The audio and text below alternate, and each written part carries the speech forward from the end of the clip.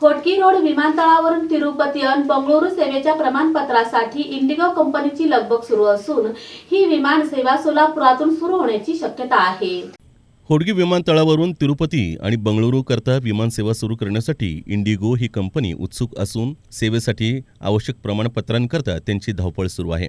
दरम्यान इंडिगो कंपनीच्या अधिकाऱ्यांकडून सोलापूरच्या विमानतळाचं सर्वेक्षण झालं असून विमानसेवेला आवश्यक परवानगी आणि प्रमाणपत्रांची पूर्तता करून घेण्याचं काम सुरू आहे। प्रमाणपत्रांची पूर्तता होताच सोलापुरातून तिरुपती आणि बंगळुरूसाठी विमानसेवा सुरू होणार आहे।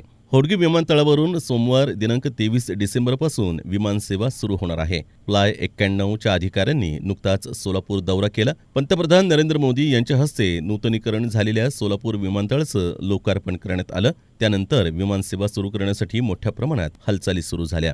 आठवडाभरात वेबसाईटवर तिकीट विक्री सुरू होणार असल्याची माहिती कंपनीचे अधिकारी देत आहेत। लवकरात लवकर तिकीट विक्रीची सेवा सुरू करण्याची मागणी सोलापूरकरांकडून होत आहे।